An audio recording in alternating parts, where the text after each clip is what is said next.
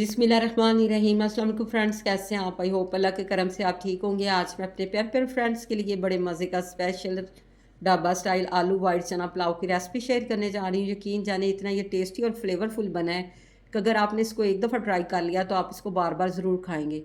ये ना सिर्फ बच्चों का फेवरेट है बल्कि बड़े भी इसको बहुत ज़्यादा लाइक करते हैं। तो हम कुछ चेंजिंग के साथ इसको यूनिक मेथड से तैयार करेंगे। इंशाल्लाह ये आपको बहुत ज़्यादा पसंद आएगा। इसी पॉइंट पर अगर आज के आपको ये मेरी आलू वाइट चना पुलाव की रेसिपी पसंद आए तो आप मेरे चैनल को सब्सक्राइब कर दें, मेरी वीडियो को लाइक कर दें, फ्रेंड और फैमिली मेम्बर में शेयर कर दें और बेल आइकन को ज़रूर प्रेस कर लें ताकि हर न्यू रेसिपी का नोटिफिकेशन सबसे पहले आप तक पहुंच सके। चले जी, मज़ेदार पुलाव को तैयार करते हैं। बिस्मिल्लाहिर्रहमानिर्रहीम। फ्रेंड्स, मैंने ये 200 ग्राम वाइट मोटे चने लिए थे। ओवरनाइट मैंने इनको भिगो के रख दिया था। हाफ़ टी स्पून नमक और एक्स्ट्रा पानी डाल के मैंने इनको बॉईल कर लिया है। पानी को हमने वेस्ट नहीं करना, बाद में यूज़ करेंगे। ये मैंने आधा किलो बासमती चावल लिए थे। इनको अच्छी तरह वॉश करने के बाद मैंने आधा घंटा पहले इनको भिगो दिया है। एक लार्ज साइज़ की शिमला, 2 लार्ज साइज़ के मैंने आलू लिए हैं, लंबाई में इनको कट कर लिया है। कढ़ाई में मैं 1 कप ऑयल ले रही हूँ। सबसे पहले हमने आलू को फ्राई कर लेना है। आलू को हमने अच्छी तरह फ्राई करना है ताकि ये क्रिस्पी हो जाए। इसी पॉइंट पे मैं हाफ़ टी स्पून इसमें नमक ऐड कर दूँगी ताकि आलू के अंदर ये नमक चला जाए और हमारे आलू का टेस्ट अच्छा हो जाए। ये देखिए फ्रेंड्स, तकरीबन हमारे ये आलू का कलर चेंज होना शुरू हो गया है। ये आलू हमारे अच्छी तरह फ्राई हो गया। अब हम इनको निकाल लेंगे और इसी ऑयल में मैं ना शिमला और 2 लाल मिर्च भी ऐड कर दूँगी। इनको हमने ओवर कुक नहीं करना, जस्ट हमने हल्का सा सोते करना है ताकि ये क्रंची क्रंची रहें। हल्का सा सोते करने के बाद आप इनको निकाल लें। देखिए अच्छी सी हमारी ये वेजिटेबल फ्राई हो गई हैं।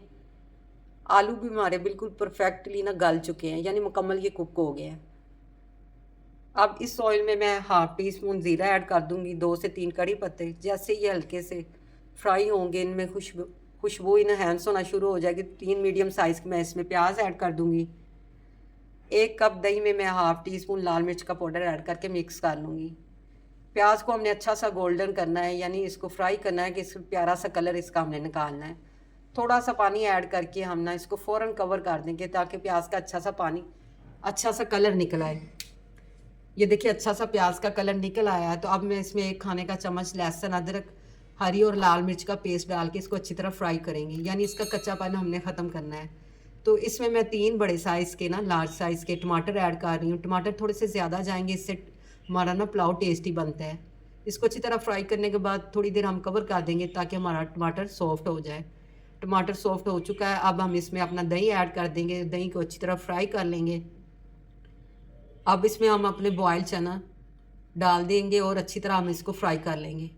तो मेरा 1 कटोरा चावलों का था, 2 कटोरा हम इसमें पानी ऐड करेंगे। एक तो चनों वाला पानी हो गया और दूसरा हम सिंपल पानी इसमें डाल देंगे। तो फ्रेंड्स, अब मैं 1 टीस्पून इसमें पीसा हुआ गरम मसाला, 1 टीस्पून धनिया पाउडर क्रश किया हुआ और 1 टीस्पून नमक ऐड करके इसको कवर कर दूंगी ताकि इसमें बॉयल आ जाए। ये जो पिसा हुआ मसाला आपने पानी में ऐड करना है, पहले ऐड नहीं करना। मुझे नमक थोड़ा कम लगा था, हाफ़ टी स्पून मैंने और डाल दिया है। चावलों से पानी निकाल के आपने चावल ऐड कर देने हैं। अकॉर्डिंग टू टेस्ट आप नमक कम या ज़्यादा कर सकते हैं। इसको मिक्स करें और मीडियम फ्लेम पे 10 मिनट तक आप इसको कवर करके रख दें। ये बॉयल आ गया था, फिर एक दफ़ा मिक्स कर लें और इसको कवर कर दें मीडियम फ्लेम पे। दरमियान में हम इसको चेक करते रहें। 10 मिनट के बाद ये देखिए 80% हमारे चावल डन हो चुके हैं, 20% रह गए, वो हम दम में इसको ना कुक करेंगे। तो अब हम इसके ऊपर जो हमने फ्राई की थी वेजिटेबल वो ऐड कर देंगे और इसको हम ना हरी धनियों से गार्निश कर लेंगे। तो फ्रेंड्स, ये बहुत ज़्यादा टेस्टी और मज़े का इसका फ्लेवर आता है। आपने ज़रूर इसको ट्राई करना है, इंशाल्लाह आपको बहुत ज़्यादा ये पसंद आएगा। तो पहले आपने 1 मिनट हाई फ्लेम और फिर 5 से 6 मिनट लो फ्लेम पे, बिल्कुल दम वाली फ्लेम पे इसको कवर करके रख देना है ताकि हमारे चावल अच्छी तरह कुक हो जाए। 5 से 6 मिनट के बाद ये देखें बिल्कुल ये कुक हो चुके हैं हमारे चावल, बिल्कुल खिले खिले बने हैं, कोई ये आपस में जुड़े नहीं हैं। ये देखिए मैं आपको इसको ना डिश आउट करके दिखाती हूँ। ये देखिए कितने ये मज़े के बने हैं। तो फ्रेंड्स, ये बहुत ज़्यादा टेस्टी पुलाव बनता है। तो आप इसको डेकोरेट कर लें लेमन स्लाइस से, टमाटर के स्लाइस से, जो आपको पसंद हो वैसे आप इसको डेकोरेट कर लें। मैं अब आपको इसकी फ़ाइनल लुक चेक करवाती हूँ। तो चेक करें फ्रेंड्स इसकी फ़ाइनल लुक। देखिए ये कितना मज़े का और कलरफुल लग रहा है। जितना ये कलरफुल देखने में लग रहा है ना, खाने में ये डबल फ्लेवरफुल है। तो आप इसको ट्राई करें और एक अच्छा सा फीडबैक भी मुझे ज़रूर देना है। मैं तो इसको फ्राई फ़िश के साथ ट्राई करूँगी, आपको जो पसंद है आप कर लें। जहाँ भी रहें खुश रहें, आबाद रहें, अपने और अपने प्यारों का ख्याल रखें, हमें भी दुआओं में याद रखें। अल्लाह हाफिज़।